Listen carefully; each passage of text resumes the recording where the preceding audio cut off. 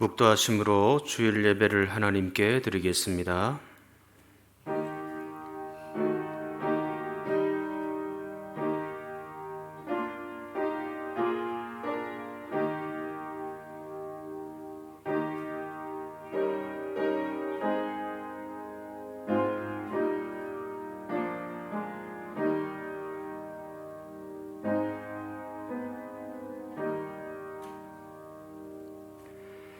찬송가 25장 함께 찬송하겠습니다.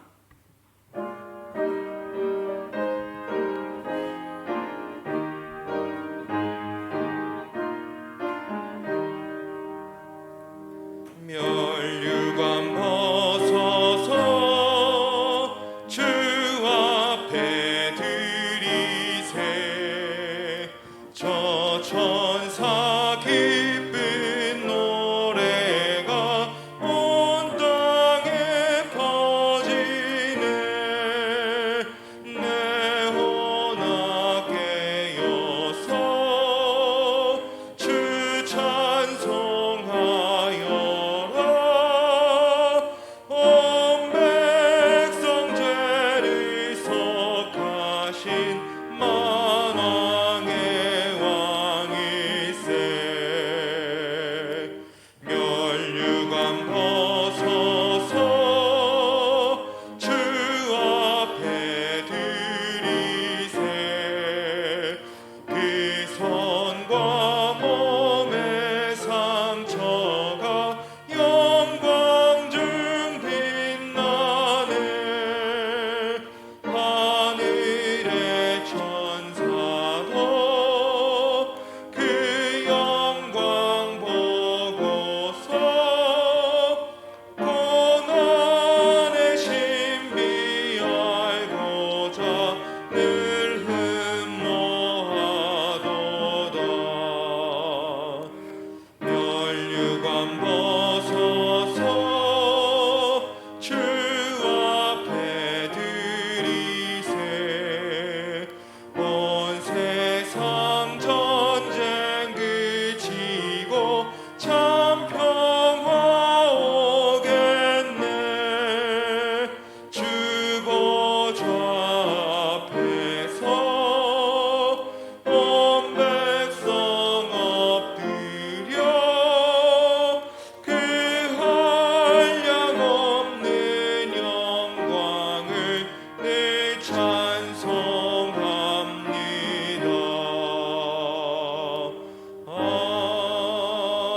아멘. 기도하시겠습니다. 여호와는 내게 복을 주시고 너를 지키시기를 원하며 여호와는 그의 얼굴을 내게 비추사 은혜 베푸시기를 원하며 여호와는 그 얼굴을 내게로 향하여 드사 평강 주시기를 원하노라. 아멘.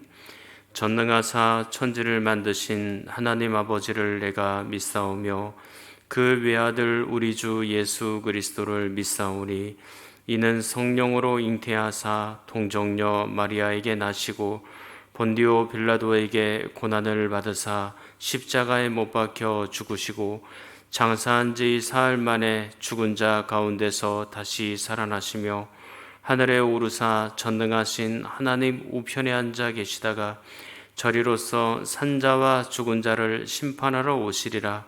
성령을 믿사오며 거룩한 공예와 성도가 서로 교통하는 것과 죄를 사하여 주시는 것과 몸이 다시 사는 것과 영원히 사는 것을 믿사옵나이다. 아멘.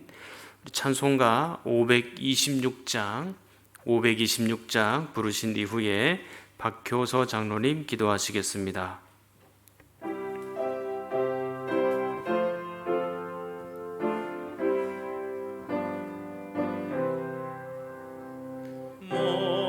목마른 자들아 다 이리 오라.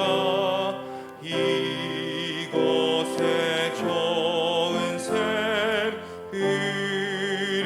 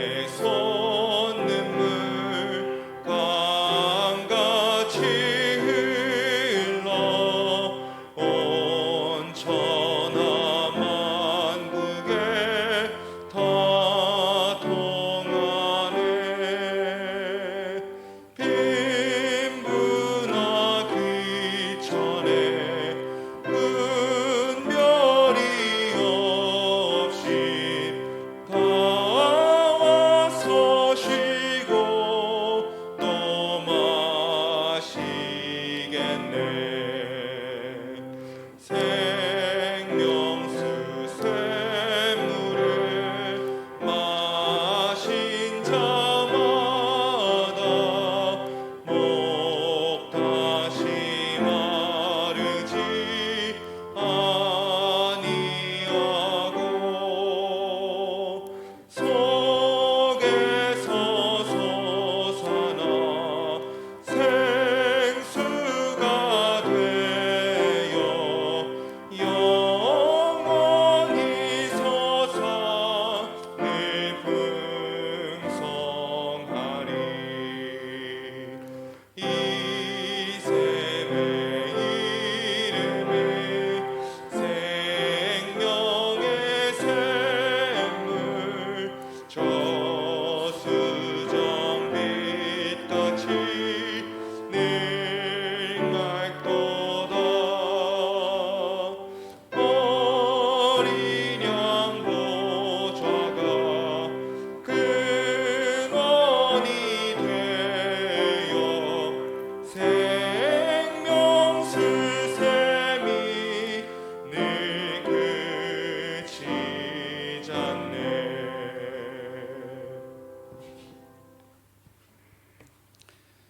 존귀하신 아버지 하나님, 한 주간 동안도 참으로 힘든 삶 속에서도 저희들과 함께 하시고 지켜주시사 오늘 거룩한 주일날 우리가 한 마음으로 하나님 앞에 예배드리게 계시니 진심으로 감사함을 드립니다.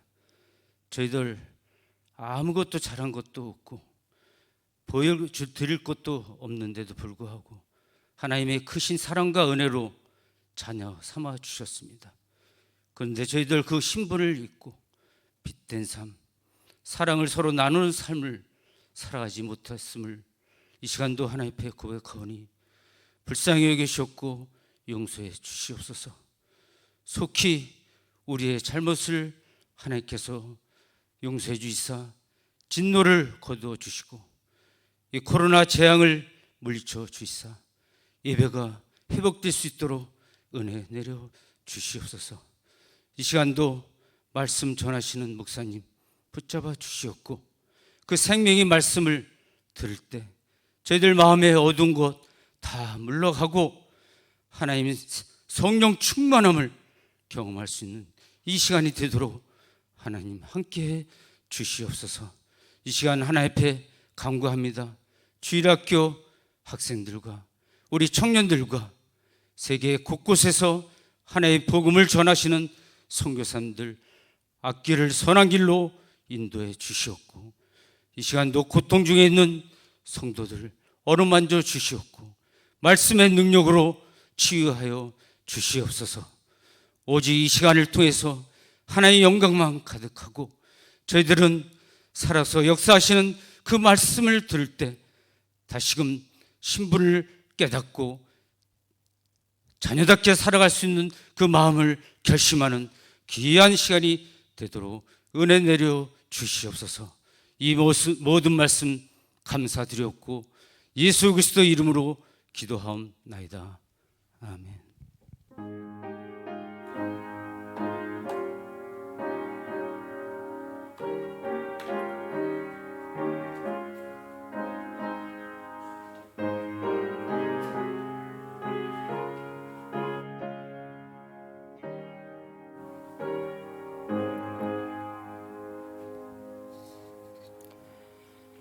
교회 소식을 말씀드리겠습니다. 코로나19의 확산으로 당분간 주일 예배는 온라인 가정 공예배로 드립니다. 주일 일부 예배 실황은 녹화하여 홈페이지와 유튜브에 올려드립니다. 그나마 새벽 기도회는 총회와 정부 협의 결과에 따라서 내일부터 새벽 기도회를 재개합니다.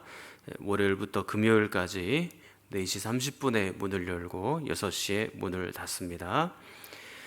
직장이나 가정에서 손 소독제나 마스크 등을 잘 사용하셔서 개인 방역에 힘써 주시기를 부탁을 드립니다. 주일학교 예배는 영유치부가 온라인 예배로, 유초등부는 오전 11시 유초등부실에서, 중고등부는 오전 11시 중고등부실에서, 청년부는 오후 2시 30분 본당에서 각각 예배를 진행합니다.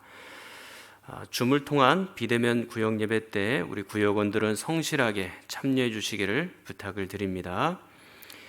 총회 세례교인 헌금 1인당 7,000원씩 8월 29일까지 헌금해 주시면 감사하겠습니다.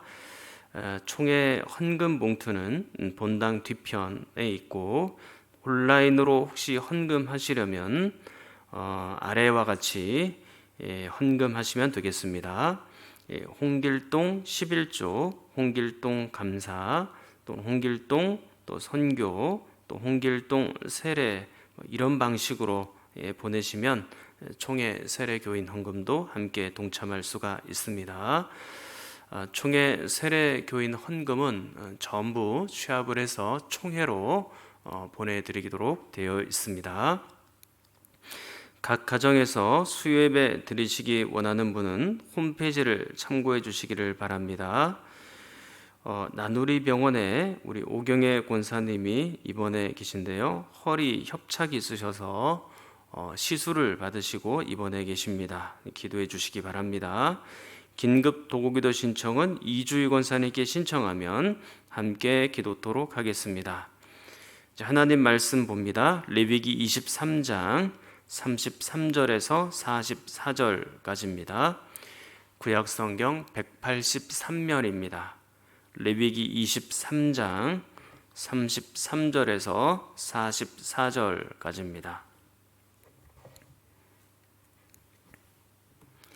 레위기 23장입니다. 33절부터 44절까지입니다.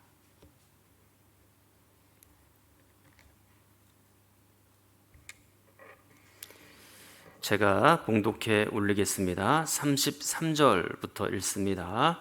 여호와께서 모세에게 말씀하여 이르시되 이스라엘 자손에게 말하여 이르라. 일곱째 달 15째 날은 초막절이니 여호와를 위하여 이레 동안 지킬 것이라. 첫날에는 성회로 모일지니 너희는 아무 노동도 하지 말지며 이레 동안에 너희는 여호와께 화제를 드릴 것이요 여덟째 날에도 너희는 성회로 모여서 여호와께 화제를 드릴지니 이는 거룩한 대회라. 너희는 어떤 노동도 하지 말지니라. 이것들은 여호와의 절기라. 너희는 공포하여 성회를 열고 여호와께 화제를 드릴지니 번제와 소제와 희생제물과 전제를 각각 그날에 드릴지니 이는 여호와의 안식일 외에 너희의 헌물 외에 너희의 모든 서원제물 외에 또 너희의 모든 자원제물 외에 너희가 여호와께 드리는 것이니라. 너희가 토지소산 거두기를 마치거든 일곱째 달 15날부터 이레 동안 여호와의 절기를 지키되 첫날에도 안식하고 여덟째 날에도 안식할 것이요 첫날에는 너희가 아름다운 나무 실과와 종려나무 가지와 무성한 나무 가지와 시내버들을 취하여 너희의 하나님 여호와 앞에서 이레 동안 즐거워할 것이라. 너희는 매년 이레 동안 여호와께 이 절기를 지킬지니 너희 대대의 영원한 규례라. 너희는 일곱째 달에 이를 지킬지니라. 너희는 이레 동안 초막에 거주하되 이스라엘에서 난 자는 다 초막에 거주할지니 이는 내가 이스라엘 자손을 애굽 땅에서 인도하여 때에 초막에 거주하게 한 줄을 너희 대대로 알게 함이니라. 나는 너희의 하나님 여호와이니라. 모세는 이와 같이 여호와의 절기를 이스라엘 자손에게 공포하였더라. 아멘. 하나님 말씀으로 하나님의 임재를 경험하는 여러분이 되시기를 축원합니다. 우리는 지난 주일에 이스라엘의 절기 8번째 절기였던 초막절, 그 초막절의 날짜, 그리고 초막절의 또 다른 명칭이 무엇인지, 그리고 초막절을 어떤 방식으로 지켜야 하는지를 각각 살펴보았습니다. 오늘도 그렇고 다음 주일도 그렇고요. 이 초막절에 대해서 2번 정도 더 여러분들에게 설교를 해야 될 것 같다라는 생각이 듭니다. 오늘은 특히 이 초막절과 예수님이 어떤 관계에 있는지 이 두 가지를 말씀을 드리려고 합니다. 오늘 이 두 가지 말씀만 들어도 이 설교가 꽉 차기 때문에 이 초막절과 예수님과의 관계, 그것을 한번 살펴보도록 하겠습니다. 첫 번째로 예수님은 생수이십니다. 우리가 지난 주일에 살핀 것처럼 초막절은 일주일 동안 이스라엘 백성들이 초막을 짓고 사는 그런 절기였죠. 본문 42절에 보면 너희는 이레 동안 초막에 거주하되 이스라엘 선한 자는 다 초막에 거주할지니. 자, 그렇죠. 초막에 거주하는 절기죠. 그 이유가 무엇입니까? 자, 43절에 나옵니다. 이는, 그 이유는 내가 이스라엘 자손을 애굽 땅에서 인도하여 내던 때에 초막에 거주하게 한 줄을 너희 대대로 알게 함이니라. 나는 너희의 하나님 여호와이니라. 아멘. 초막에 거주하는 이유가 분명하게 나오죠. 출애굽하여 광야를 지나갈 때 초막에 거주하였기 때문입니다. 자, 그렇다면 이것은 광야에 초막을 짓고 살았던 것을 기억하는 것이며, 그리고 가나안 땅에 입성하게 한 것도 하나님의 은혜임을 기억하는 것이고, 또 나중에 이 가나안 땅에서 평안하게 살도록 하신 것도 전적으로 하나님의 은혜입니다. 그것을 기억하며 고백하는 절기. 그래서 1년에 한 번 정도는 일주일 동안 초막에서 거주하도록 그렇게 되어 있는 것입니다. 자, 그런데 이 초막절의 행사가 여기서만 그치는 것은 아니거든요. 물을 깃는 그런 행사도 합니다. 초막절에는. 이 초막절이 딱 되면 초막절 첫날에는 이스라엘 백성들이 아침에 일어나서 제사장을 필두로 해서 이 물을 깃는 행사를 합니다. 그래서 제사장이 실로암 연못에 가서 물을 기르다가 그 성전에 있는 제단에다 붓거든요. 하루에 한 번씩 꼬박꼬박 붓습니다. 자, 이 초막절을 며칠 동안 한다 그랬죠? 7일 동안 한다고 했잖아요. 그 6번째 날까지는 아침에 한 번씩 물을 깃는 행사를 하는 거예요. 자, 그리고 마지막 7째 날에는 7번의 물을 길어서 제단에 붓습니다.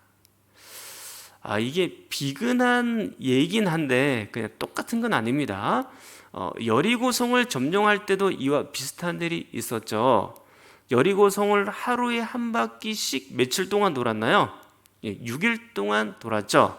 그리고 마지막 7일째는 어떻게 했습니까? 그 성을 7바퀴를 돌았죠. 자, 그 횟수만 보면 여리고성을 도는 것과 오늘 초막절에 물기는 행사가 횟수로는 동일하긴 합니다.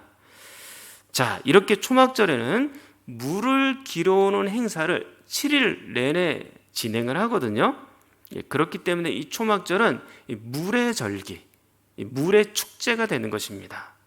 자, 왜 이렇게 물을 길어오게 될까요? 그것은 광야를 지나갈 때 하나님께서 그들에게 물을 공급해 주셨기 때문이죠. 특히 반석을 쳐서 물이 나오게 하는 그런 역사가 있었거든요. 자, 성경을 한번 볼게요. 자, 출애굽기 17장 1절. 이스라엘 자손의 온 회중이 여호와의 명령대로 신광야에서 떠나 그 노종대로 행하여 르비딤의 장막을 쳤으나 백성이 마실 물이 없는지라. 6절. 내가 호렙산에 있는 그 반석 위 거기서 내 앞에 서리니 너는 그 반석을 치라. 그것에서 물이 나오리니 백성이 마시리라. 모세가 이스라엘 장로들의 목전에서 그대로 행하니라. 아멘. 자, 하나님께서는 종종 이런 기적적인 방식으로 광야에서 물을 공급해 주었던 것이죠. 이 초막절에는 바로 그것을 기억하는 것입니다. 자, 그렇다면 이 물과 예수님이 도대체 어떤 연관이 있는 것일까? 그게 우리는 궁금하지 않습니까? 신약 성경으로 가서 보면 하게 됩니다. 자, 요한복음 7장을 볼게요. 요한복음 7장 2절. 유대인의 명절인 뭐가요? 초막절이 가까운지라. 여러분, 초막절이 되면 이스라엘 백성들은 다 어떻게 한다 그랬어요? 남자들은 전부 예루살렘 성전으로 모여서 지킨다라고 했죠. 이스라엘 3대 절기 가운데 초막절이 하나가 있잖아요. 다 예루살렘 성전으로 올라오게 되거든요. 그러니까 예수님도 그 초막절을 지키기 위해서 예루살렘 성전으로 올라가십니다. 자, 그리고 7장 14절.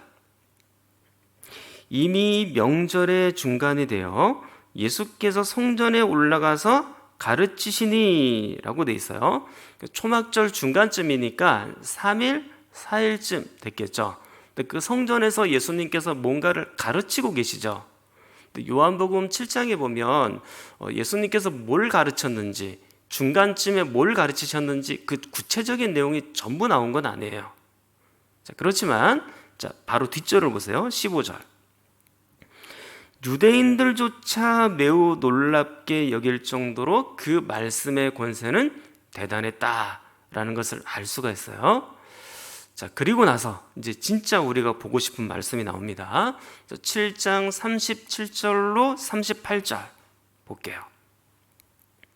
명절 끝날 곧 큰 날에 예수께서 서서 외쳐 이르시되 누구든지 목마르거든 내게로 와서 마시라.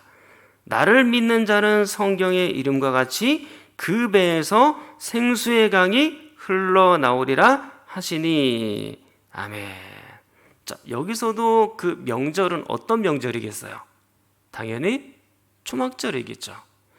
그러니까 예수님께서는 명절 중간에도 뭔가를 가르치셨고 명절 끝날에도 뭔가를 가르치셨어요. 예수님께서 이렇게 외치셨거든요.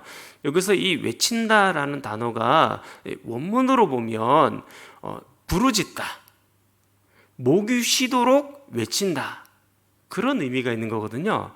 그러니까 예수님께서 얼마나 간절한 마음을 담아서 백성들에게 외쳤는지를 알 수 있어요. 뭘 외쳤습니까?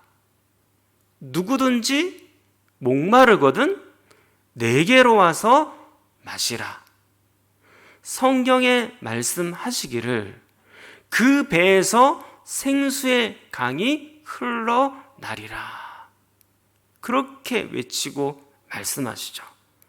그런데 그 시기가 언제예요? 시기가 언제입니까? 어떤 명절이라고 그랬어요? 초막절이란 말이에요. 초막절. 그러니까 명절 끝날, 초막절 끝날, 물의 축제 때 그때 예수님께서 이렇게 외치신 거예요. 이건 예수님의 의도입니다. 이 초막절 물의 절기가 누구인지 아느냐? 그리고 너희들이 실로암 연못에서 지금 물을 길어오는데 그 물의 진짜 정체가 누구인지 아느냐? 광야를 지나갈 때 반석에서 물이 나왔는데 그 물의 참된 정체가 누구인지를 아느냐? 예수님께서 지금 그렇게 묻고 있는 거예요. 그 물의 정체가 누구라고요? 바로 예수 그리스도다라는 것을 예수님이 강조해 말씀하는 겁니다. 그런데 예수님의 표현을 잘 보세요. 38절. 나를 믿는 자는 성경의 이름과 같이 그 배에서 생수의 강이 흘러나오리라 하시니. 성경의 이름과 같이. 이 성경이 신약 성경이겠습니까? 구약 성경이겠습니까? 당연히 구약 성경이죠. 당시에는 신약 성경이 완성된 상태가 아니잖아요. 그러니까 이것은 구약 성경입니다. 그런데 구약 성경에서 메시아 예수님에 대하여 예수님을 물로, 예수님을 생수로 종종 자주 표현해 놓은 말씀들이 있다 그 얘기입니다. 성경에 이른 것처럼 그렇게 예수님, 구약 성경에서 이른 것처럼 구약 성경이 나에 대하여, 예수님에 대하여 자주 이렇게 말씀해 놓았다라는 거죠. 성경을 이제 구약 성경을 봐야 되겠죠, 그러면. 자, 구약 성경 방금 보신 출애굽기 17장 반석에서 물이 쏟아지잖아요. 그 물이 구체적으로 누구라고요? 예수 그리스도신 거예요. 그 예수 그리스도라는 물을 먹고 구약에 있는 성도들도 살아나게 된 거죠. 자, 그리고 그렇기 때문에 출애굽기 17장 말씀을 신약 성경에서 이렇게 해석을 합니다. 자, 고린도전서 10장 4절. 자, 같이 한번 읽어볼까요? 다 같은 신령한 음료를 마셨으니 이는 그들을 따르는 신령한 반석으로부터 마셨음에 그 반석은 곧 그리스도시라. 아멘. 잘 보세요. 다 같은 신령한 음료. 이 뭐예요? 음료수가 물을 말하는 거거든요. 근데 이 물이 어디서부터 나왔어요? 신령한 반석으로부터 나왔죠. 근데 그 반석은 누구라고 말씀을 해요? 그리스도라고 말씀하잖아요. 그러므로 반석으로부터 물이 터지는데 예수 그리스도께서는 생명의 물, 예수 그리스도께로부터 그 생명의 물이 지금 나오고 있는 거죠. 그 반석으로부터 생명의 물이 흘러나오고 있는 겁니다. 자, 또 말씀 볼게요. 스가랴 12장 10절. 내가 다윗의 집과 예루살렘 주민에게 은총과 간구하는 심령을 부어주리니 그들이 그 찌른 바 그를 바라보고 그를 위하여 애통하기를 독자를 위하여 애통하듯 하며 그를 위하여 통곡하기를 장자를 위하여 통곡하듯 하리로다. 자, 이것은 메시아 예수님을 보여주는 말씀이에요. 그들이 찌른 바 그를 바라보고 그를 위하여 애통하듯 한다라고 돼 있죠. 여기서 그는 메시아 예수님이고요. 그들은 이스라엘 백성들을 얘기하는 거예요. 이스라엘 백성들이 예수님을 창으로 찔러 그리고 십자가에 매달아 죽였죠. 그 예수님의 순환 장면을 지금 묘사하고 있는 거거든요. 그리고 나서 스가랴 13장 1절 이렇게 얘기합니다.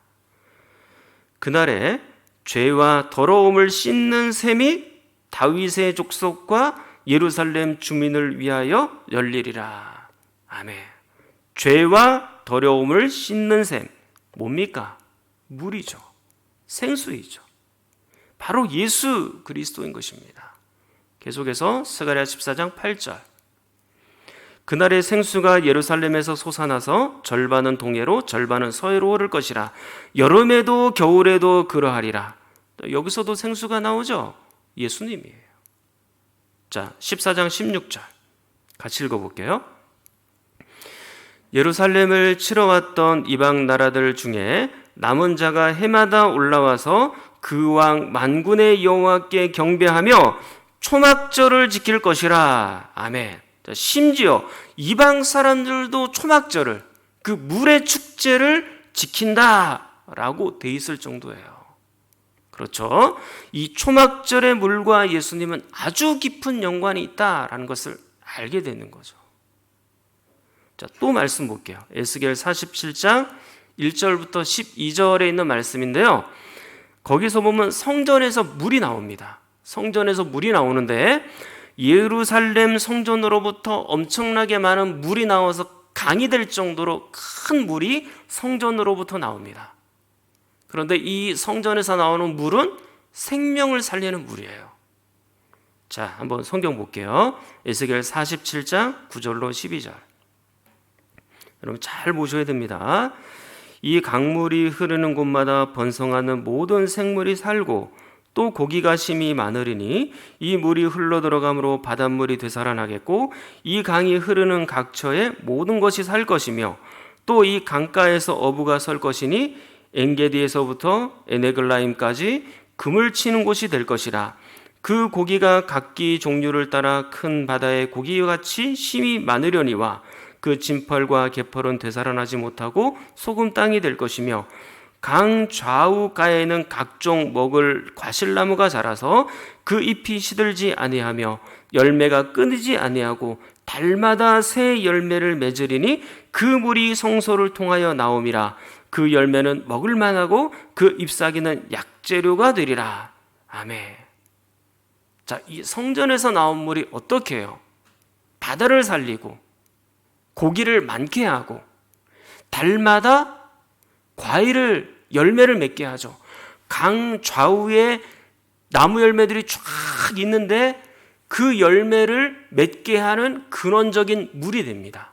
그리고 그 잎사귀는 뭐가 돼요? 약재료가 되는 거죠. 사람을 살리는 약재료가 되는 겁니다.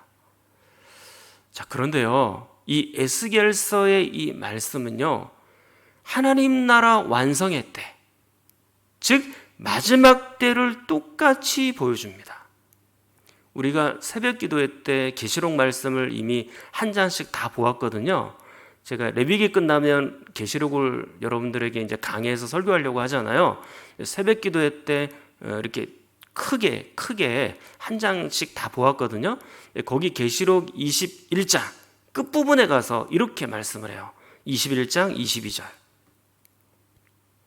성 안에서 내가 성전을 보지 못하였으니 이는 주 하나님 곧 전능하신 이와 및 어린 양이 그 성전이심이라. 자, 에스겔서에도 성전이 나왔죠. 방금 읽은 말씀 보면. 그리고 오늘 계시록에서도 성전이 나오네요. 근데 그 성전은 보이는 곳이 아니고 그냥 이렇게 건물로 지어진 성전이 아니고 하나님이라고 얘기하고, 그리고 또 뭐라고 얘기해요? 어린 양이라고도 얘기하죠. 어린 양이 누굽니까? 예수 그리스도예요. 예수 그리스도께서 성전이신데 그 성전으로부터 물이 쏟아져 나오는 거예요. 강을 이룹니다. 자, 요한계시록 22장 1절 보세요. 또 그가 수정같이 맑은 생명수의 강을 내게 보이니 하나님과 및 어린 양의 보좌로부터 나와서. 자, 그렇죠. 생명수 강이 어린 양 예수 그리스도로부터 나오죠. 그 물이 어떻게 합니까? 그 물이 22장 2절에 보면 이렇게 돼 있어요. 자, 같이 한번 읽어볼게요. 길 가운데로 흐르더라. 강 좌우에 생명나무가 있어 12가지 열매를 맺되 달마다 그 열매를 맺고 그 나무 잎사귀들은 만국을 치료하기 위하여 있더라. 아멘. 자, 이 물이 생명의 역사, 살리는 역사가 되는 거예요. 그런데 이 말씀 어디서 많이 보지 않았어요? 요한계시록 22장 2절 말씀 어디서 보았습니까? 에스겔 47장 12절에서 이미 보았죠? 자, 이 두 구절을 한번 비교해서 딱 볼게요. 자, 방송실 보십시오. 읽진 않을게요. 여러분들 눈으로 한번 쓱 훑어보십시오. 똑같아요. 거의 비슷합니다. 그러니까 하나님의 나라가 완성되는 모습을 이미 에스겔서에서 예언하여 우리에게 보여주었다라는 것입니다. 그것도 물로서 강으로서 묘사하고 있죠. 자, 어떻습니까? 구약 성경의 많은 물들이 예수 그리스도와 함께 연결이 되어 있고 그 예수님은 생수이시죠. 그것도 생명을 살리는 생수입니다. 자, 그러므로 요한복음 7장 37절에서 38절 초막절에 외친 이 예수님의 말씀은 구약 성경에서 그토록 열망하던 그 생수, 그 물의 성취가 되는 것입니다. 초막절의 성취, 물축제의 완성, 그 성취를 우리에게 보여주고 있는 것입니다. 사랑하는 성도 여러분, 예수 그리스도는 생명수이시죠. 모든 사람을 살리는 생명수입니다. 사실은 모든 사람이 죄 때문에 죽죠. 죄가 이 땅에 들어와서 죽음도 사망도 함께 들어왔습니다. 그러나 예수 그리스도라는 그 생명수 샘에 자신의 죄의 더러움과 추악함을 다 씻으면 구원을 얻게 되는 것이죠. 예수 그리스도를 믿고 회개하고 통회하고 자신의 죄를 깨끗하게 하면 생명을 얻게 되는 줄 믿습니다. 마치 나아만 장군의 나병과도 같은 거죠. 나아만 장군은 요단강가에 가서 자신의 몸을 씻고 그 나병이 다 나았지 않습니까? 그런 것처럼 우리가 예수 그리스도라는 물가, 예수 그리스도라는 강가에 가서 우리의 이 거대한 질병, 이 나병과도 같은 이 질병을 다 씻으면 깨끗하고 정결하게 낫게 되는 거죠. 세례식 역시 마찬가지예요. 세자가 무슨 세자예요? 씻을 세입니다. 물로써 죄를 씻는다는 의미예요. 그러면 이 물은 예수 그리스도의 보혈을 상징하는 거죠. 예수 그리스도의 보혈 안에서 예수 그리스도의 물로써 우리의 이 모든 영혼에 있는 그리고 육체에 담겨 있는 이 죄들을 다 씻어냄으로써 우리가 구원을 얻게 된다는 메시지가 거기에 있는 겁니다. 이 귀한 생수를 누구든지 누릴 수 있습니다. 누구든지 누릴 수 있죠. 자, 요한복음 7장 37절에 보면 누구든지 목마른 자는 예수께로 오라라고 말씀을 했어요. 누구든지입니다. 누구든지. 그가 아무리 추하고 더러운 죄인이든지, 그가 멸시받고 냉대받고 천대받는 사람이든지, 가난하든 못 가졌든 고통이 있는 자이든지 누구든지입니다. 누구든지. 누구든지 목이 마르면 와서 마시면 됩니다. 영혼이 가라면 예수님께로 와서 예수 그리스도라는 샘물을 먹고 믿으면 되는 것입니다. 그러면 회복의 역사가 있고 다시 치료되는 그런 역사가 있게 되는 줄 믿습니다. 그리고 그 예수 그리스도 안에서 영원한 생명을 누리며 생명수를 마시며 영생수를 마시며 그 안에서 살게 되는 것이죠. 자, 이렇게 초막절은 물의 축제인데 예수님은 그 초막절의 물을 성취하는 분이세요. 두 번째, 예수님과 초막절이 어떤 관련이 있냐? 예수님은 빛이십니다. 초막절에는 초막만 짓고 사는 게 아니라고 했죠. 아침에는 물을 길어오는 행사를 한다고 했죠. 저녁에는 뭘 할까요? 저녁에는 등불을 켜는 행사를 해요. 이스라엘의 고대 문서 중에 미시나라는 것이 있습니다. 그 미시나라는 것에 보면 이 초막절의 행사에 대하여 이렇게 기록을 해놓은 것이 있거든요. 여러분들이 이해하기 쉽도록 각색해서 말씀을 드릴게요. 이 초막절이 되면 특별히 밤이 되잖아요. 저녁이 되면 예루살렘 성전 뜰이 있어요. 마당이 있어요. 근데 그 마당에다가 다 불을 밝힙니다. 4개의 불을 밝혀놓고 그 위에는 그릇을 둬요. 그 그릇에다가 기름을 붓거든요. 기름을 부어서 그 기름을 먹고 불이 밤새도록 타오르게 되는 거죠. 그럼 이스라엘 백성들은 뭘 할까요? 횃불을 들고 춤을 추고 밤새도록 찬양을 합니다. 그래서 어떤 사람들은 그 횃불을 들고 또 잠을 안 자려고 한다 그래요. 그것도 7일 동안 안 자려고 하는 사람들이 있다고도 해요. 그러니까 미시나에 보면 그런 식으로 초막절의 행사를 기록을 해 놓았거든요. 그러니까 초막절 아침에는 물의 축제를 벌이고 그리고 저녁에는 빛의 축제를 하는 거예요. 물의 축제를 하는 이유는 광야를 지나갈 때 반석에서 물이 나오는 것을 기억하는 절기죠. 그러면 빛의 축제는 왜 할까요? 이스라엘 백성들이 광야를 지나갈 때 무엇으로 인도를 받았나요? 낮에는 구름 기둥으로, 밤에는 뭐로요? 불기둥으로 인도를 받았잖아요. 그렇죠. 그러니까 그 하나님께서 불기둥으로 인도하신 것을 기억하여 밤에는 불을 밝히는 것입니다. 그래서 초막절 밤에 그렇게 불을 밝히면서 빛으로 인도하신 하나님을 기억하는 거죠. 자, 그러면 이 빛의 축제 때 예수님께서 또 뭐라고 말씀하실까요? 방금 물의 축제 때는 요한복음 7장을 보았는데요.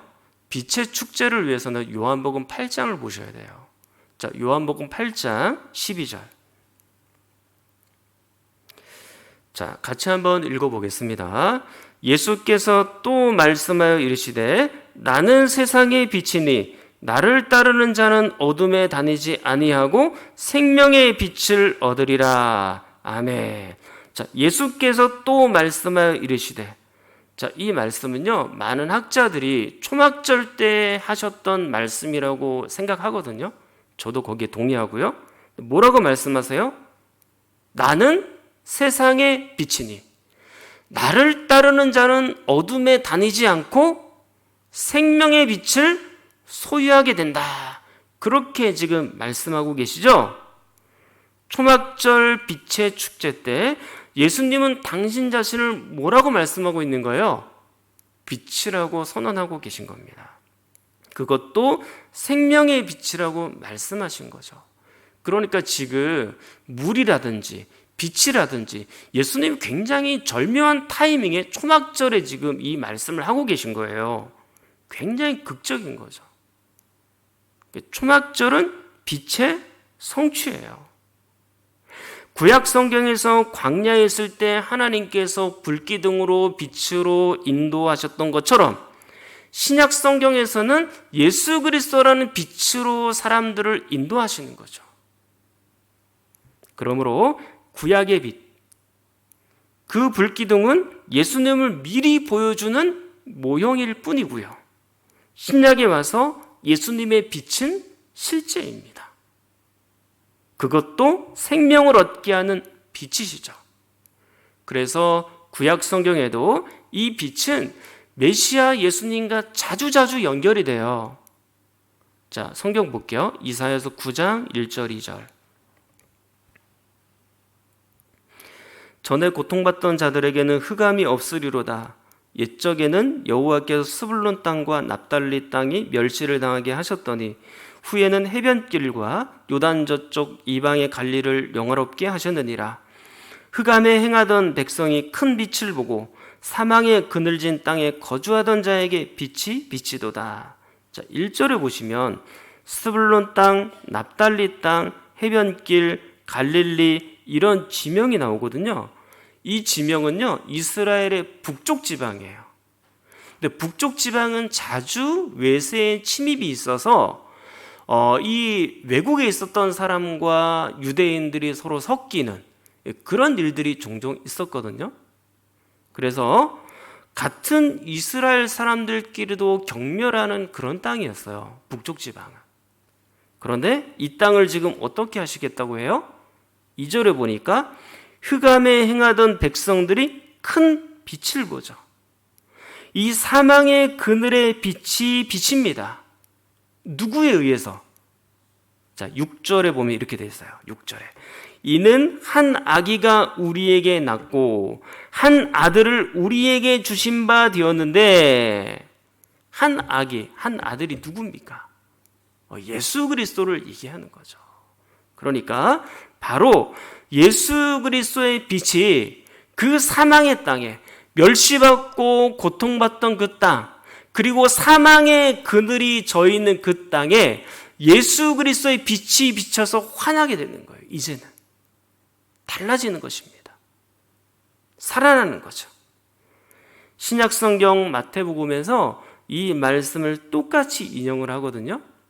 자, 마태복음 4장 14절부터 16절인데요. 이는 선지자 이사야를 통하여 하신 말씀을 이루려 하심이라 하셔 일렀으되, 자, 이사야 말씀을 통하여 하신 말씀을 지금 성취시키려고 한다고 해요. 자, 이사야를 통하여 하신 말씀 뭡니까? 방금 우리가 보았던 이사야 9장 1절 2절을 말하는 거예요. 자, 15절부터 볼게요. 스불론 땅과 납달리 땅과 요단강 저편 해변길과 이방의 갈릴리여, 흑암에 앉은 백성이 큰 빛을 보았고 사망의 땅과 그늘에 앉은 자들에게 빛이 빛이었도다 하였느니라. 아멘. 자, 어떻습니까? 이사야서 9장 1절 2절 말씀을 그대로 인용하여 보여주고 있죠? 빛이 나오죠? 그리고 다음 절 마태복음 4장 17절을 보세요. 이때부터 예수께서 비로소 전파하여 이르시되 회개하라, 천국이 가까이 왔느니라 하시더라. 아멘. 그러니까 16절의 빛과 17절의 예수님이 정말로 긴밀하게 연결된다는 것을 알 수가 있죠. 회개해라, 나를 믿어라, 그러면 천국이 너희에게 가까이 있다. 그러므로 예수님은 빛이시죠. 흑암과 사망과 그늘진 곳에 비추는 빛입니다. 그리고 18절을 보세요. 다음 절. 갈릴리 해변에 다니시다가 두 형제 곧 베드로라 하는 시몬과 그의 형제 안드레가 바다에 금을 던지는 것을 보시니 그들은 어부라. 자, 갈릴리 해변이 어디입니까? 이방 족속들에게 늘 짓밟혔던, 그리고 이스라엘 백성들에게조차도 멸시받던 그 북쪽 지방 아닙니까? 도무지 소망도 보이지 않고 어둠과 사망으로 꽉 차 있었던 그 갈릴리 지방, 북쪽 지방이잖아요.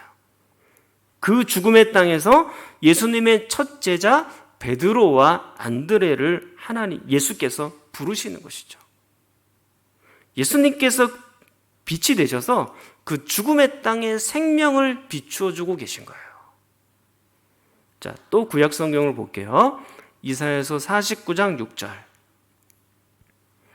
자, 이 말씀 또 같이 읽어보겠습니다.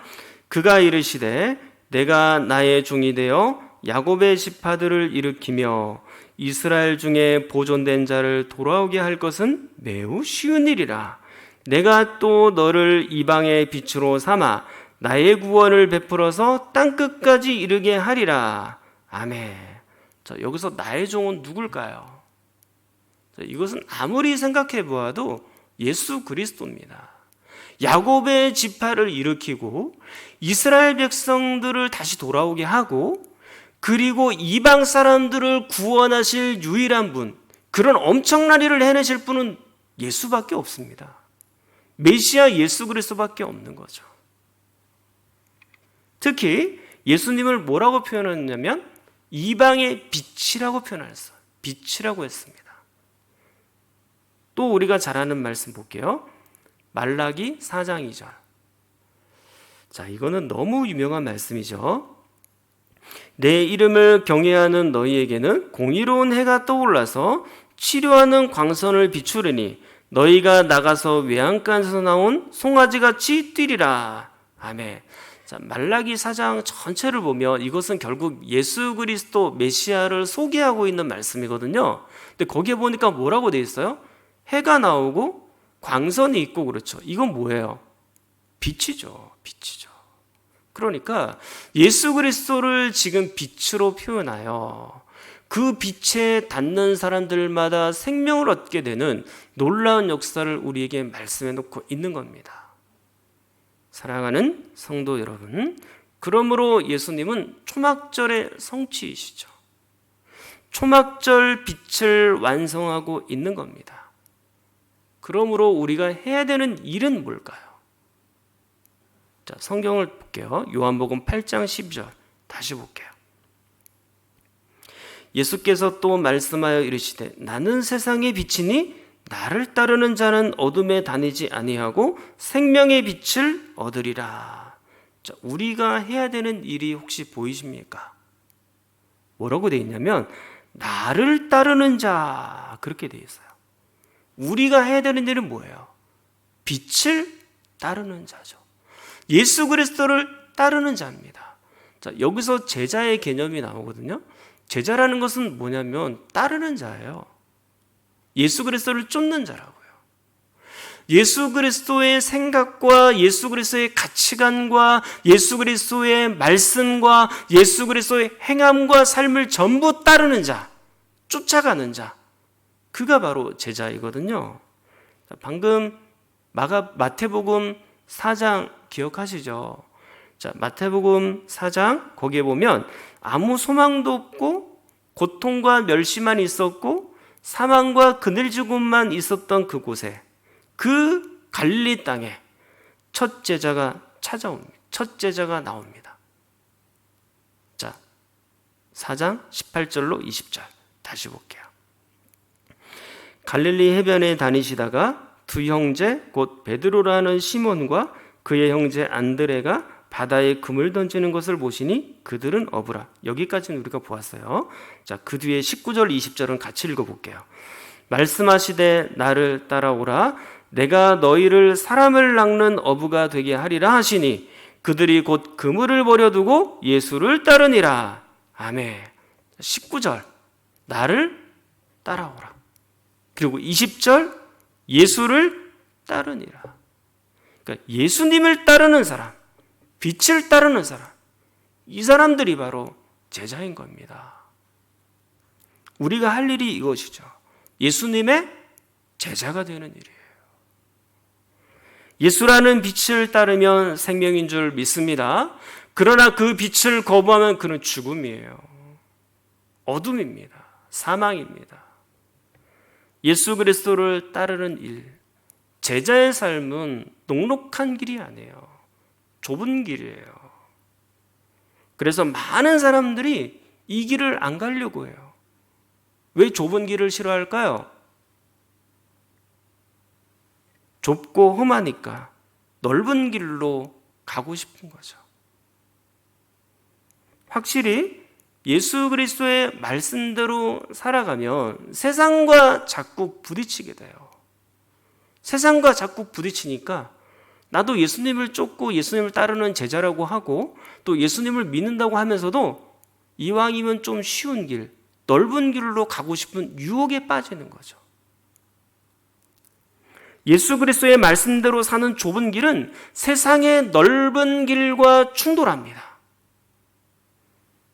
세상은 죄를 조장하지만 예수님은 죄를 짓지 말라고 하시죠. 세상은 부정직해라, 또 술도 좀 마셔라, 또 너희가 쾌락을 적당히 즐길 줄도 알아야 된다, 또 돈이 최고다, 이렇게 계속해서 우리에게 강조해 가지만 예수님은 뭐라고 말씀하세요?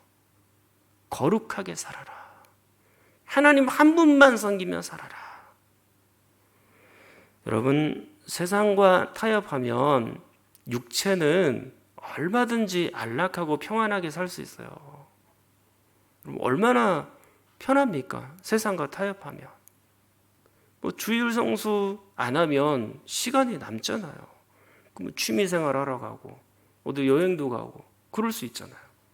11조 안 하면 여러분들이 쓰고 싶은 곳에 10분의 1이라는 게 사실 크다면 크잖아요. 근데 11조 안 하면 그거 가지고 내가 쓰고 싶은 곳에 쓸 수 있거든요. 애들한테 맛있는 거 한 번 더 먹일 수도 있고 학원도 보낼 수 있고 그렇거든요. 한 번 눈 질끈 감으면 돈도 벌 수 있습니다.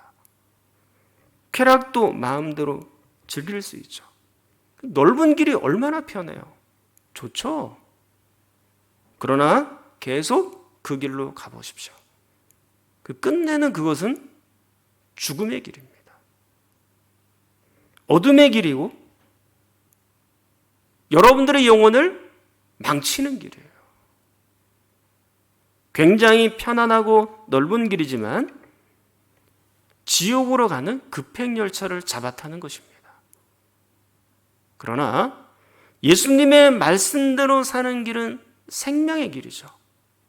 비록 좁은 길이라서 세상과 계속 부딪히게 되고 우리가 멸시와 무시를 받을 때도 있고 모함을 받을 때도 있고 억울한 누명을 쓸 때도 있고 물질적인 손해를 볼 때도 분명히 있습니다만, 그러나 그럴 때 우리는 이렇게 생각하기도 하죠. 아, 내가 지금 뭔가 잘못 믿고 있나? 내가 지금 잘못 살아서 이런 건가? 예수님 믿어서 지금 이렇게 되는 건가? 예수 믿는 거 포기해야 되나? 그러나 여러분, 사랑하는 여러분, 그렇게 생각하지 마십시오. 여러분들이 그렇게 세상과 부딪혀서 고통을 받는 것은 여러분들이 지금 바르게 가고 있다는 것이며 빛을 제대로 따라가고 있다는 것이며 제자의 길을 제대로 걸어가고 있다는 증거입니다. 그러므로 우리는 빛을 따르는 일, 예수님의 제자가 되는 일을 계속해서 해야 되는 것이죠. 지금은 좁고 험해 보이지만 그것은 생명의 빛으로 나아가는 길이에요. 자, 이렇게 예수님은 생명의 빛을 성취하는 분이시죠.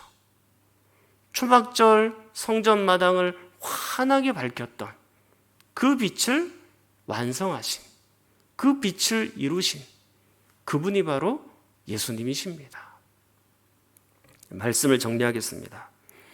초막절에는 단순히 초막만 짓고 사는 절기가 아니라고 했습니다. 아침에는 물을 깃는 행사를 하죠. 그리고 저녁에는 빛을 밝히는 행사를 해요. 근데 그 물과 빛이 다 누구하고 연결이 되어 있습니까? 예수님하고 연결이 되어 있죠. 예수님은 물이십니다. 영원한 생명샘 물입니다. 여러분들의 추하고 더러운 죄를 그 예수 그리스도의 보혈의 생명샘에 다 빠십시오. 예수님은 빛이십니다. 여러분들의 그 어두운 사망의 그늘, 그 흑암에 앉아있는 그 영혼을 예수 그리스도의 빛에 깊이 나와 그 예수 그리스도의 빛으로 밝히십시오. 생명의 빛이죠. 그러므로 우리가 해야 되는 일은 뭐예요? 예수 그리스도를 따르는 일, 예수 그리스도의 제자가 되는 길입니다. 비록 예수님을 따르는 길은 매우 고된 일일 수 있지만 그것은 보람된 일이고 바른 길이고 생명의 길인 줄 믿습니다. 사랑하는 성도 여러분, 중도에 포기하지 마세요. 예수님을 따르는 일 중도에 포기하지 마십시오. 물론 우리가 예수 그리스도를 믿는 이 중간에 가다 보면 살짝 슬럼프가 올 수도 있고 살짝 뭔가 아쉬울 때도 있고 지칠 때도 있죠. 그렇다고 해서 교회 바깥으로 다니지는 마십시오. 교회 안에 계십시오. 교회 안에 계시면 해결이 되는데 교회 밖으로 나가면 해결이 없어요. 잠시 좀 슬럼프에 빠졌어도 꾸준하게 교회 나오시고 말씀 읽고 기도하고 꾸준하게 하십시오. 다시 복음의 소망으로 물로 빛으로 다시 일어서셔야 되는 겁니다. 광야를 지나가는데 왜 옷이 의복이 헤어지지 않고 신발이 구멍이 안 나겠어요? 당연히 광야를 지나갈 때는 그런 일들이 있죠. 그렇지만 여러분들 반드시 그 끝에는 생명이 있다는 사실을 기억하셔야 됩니다. 그러나 예수 그리스도를 벗어나면 마침내 그것은 사망이 오는 거예요. 저는 이 코로나 기간을 지나가면서 혹시 우리 교회 성도들 중에 생명의 빛에서 멀어지는 사람이 있을까 봐, 중도에 탈락하는 사람들이 있을까 봐, 그게 참 심히 걱정이 됩니다. 사실 교회 숫자가 줄어드는 건 큰 문제가 아니에요. 다른 교회 가서도 신앙생활 잘 하시면 되죠. 그런데 아예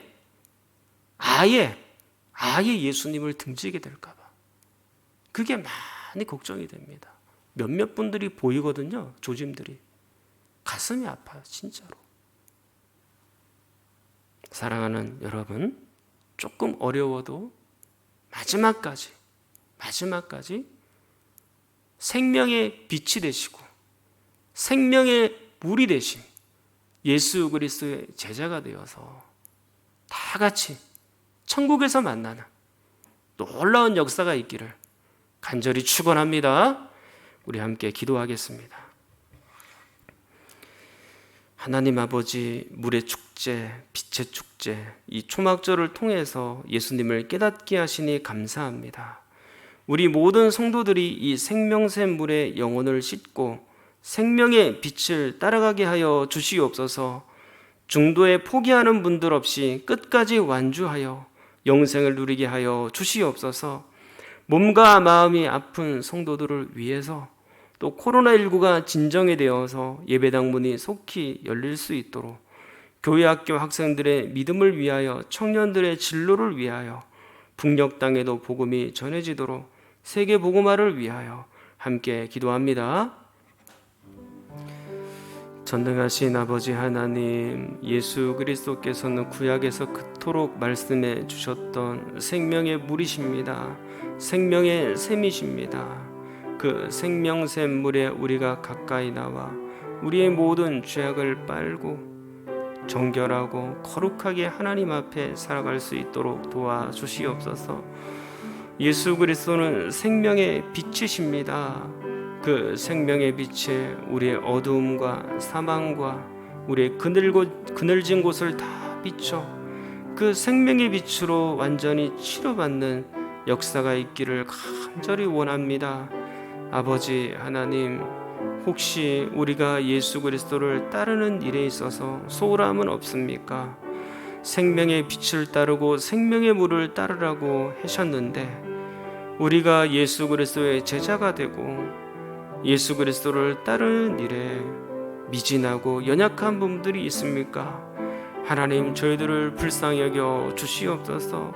이 좁은 길을 가는 동안에도 한 사람도 탈락됨이 없도록 도와주옵시고 전부 하나님 안에 있기에 도와주옵시고 코로나를 지나가는 동안이라 할지라도 그들의 믿음이 쇠어지지 않도록, 그들의 믿음이 낭망되지 않도록, 그 모든 성도들의 믿음이 땅으로 떨어지지 않도록 그들을 지켜주시고 보호하여 주시옵소서. 광야에서 불기둥으로 빛으로 인도하셨던 하나님 아버지, 예수 그리스도의 빛으로 저들의 삶을 안내하여 주옵시고 우리가 광명한 그 길로만 쫓아가고 살아가는 성도들이 되기를 간절히 소망합니다. 하나님, 정말로 포기하는 사람 없게 하여 주옵소서. 코로나19 가운데서도 하나님을 끝까지 의지하게 하시고 믿게 하여 주시옵소서.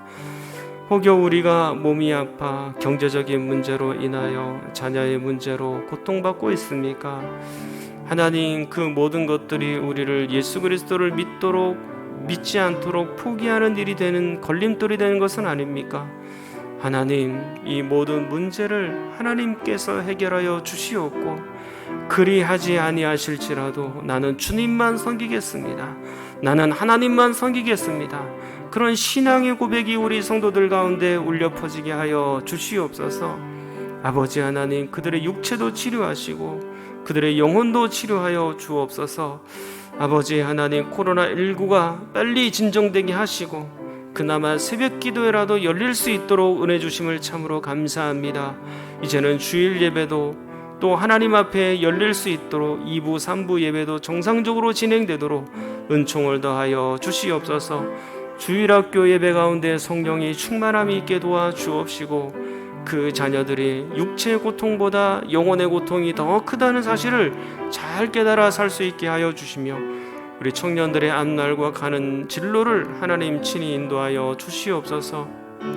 예수 그리스도의 복음을 들고 세계를 위하여 또 하나님, 아직까지도 복음이 증거되지 않은 곳을 위하여 그리고 저 북녘 땅에 있는 성도들과 믿지 않는 자들을 위하여 복음을 힘있게 증거하는 선교사님들이 계시오니 그 선교사님들을 하나님 지켜 보호하시고 귀한 열매들로 주님 채워 주시옵소서. 하나님께서 일하여 가실 줄 믿습니다. 지금도 낙도에서 오지에서 아무도 주목하지 않는 그곳에서 복음을 묵묵하게 증거하는 당신의 선한 종들을 기억하사 그곳에도 하나님의 임재가 있게 하여 주시옵소서.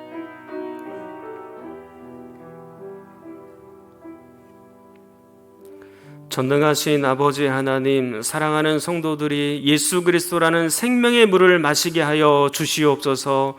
예수 그리스도라는 생명의 빛을 쫓게 하여 주시옵소서. 예수 그리스도를 따르고 예수 그리스도의 제자가 되기를 간절히 소망합니다. 한 명도 중간에 포기하는 사람이 없도록 도와주옵시고 우리가 모두 천국 백성으로 하나님 나라 백성으로 살아가는 예수 그리스도의 제자로 살아가는 좁은 길로 걸어가는 성도들이 되게 하여 주시옵소서. 하나님 앞에 귀한 헌금 드리며 바칩니다. 기쁘게 받아 주옵시고 그들의 영적인 문제를 해결하시고 그들의 육체의 아픔도 하나님 위로하시고 만져 주시옵소서. 이 모든 것 예수님의 이름으로 간절히 기도하옵나이다. 아멘. 찬송가 445장 부르시고 축도로 예배를 마치겠습니다.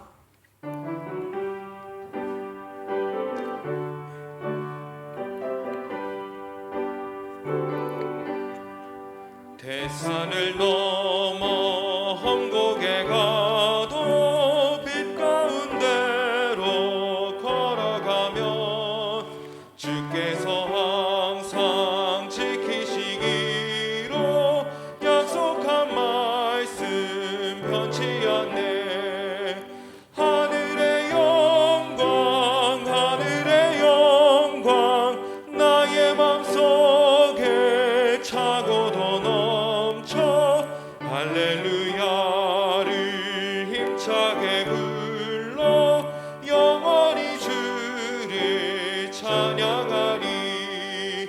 캄캄한 밤에 다닐지라도 주께서 나의 길 되시고 나에게 밝은 빛이 되시니 길 잃어버릴 염려 없네.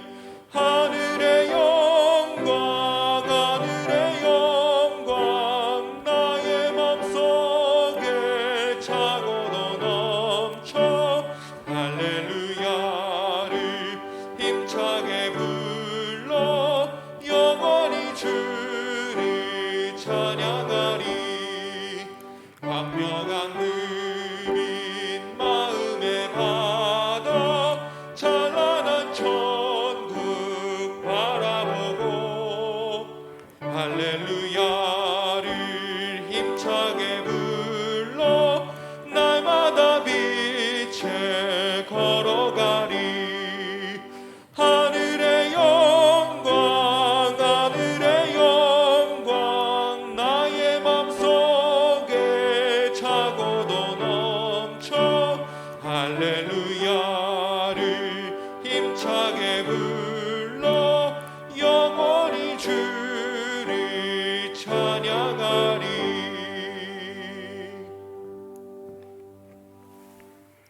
이제는 우리 주 예수 그리스도의 은혜와 하나님의 크신 사랑하심과 성령의 위로 교통하심이 생명의 물이 되시고 광명한 빛이 되신 그 예수 그리스도를 온전히 따르는 제자가 되는 당신의 선한 백성들 위에 그 삶 속에 그들의 모든 생업 위에 영원토록 함께 있을지어다. 아멘.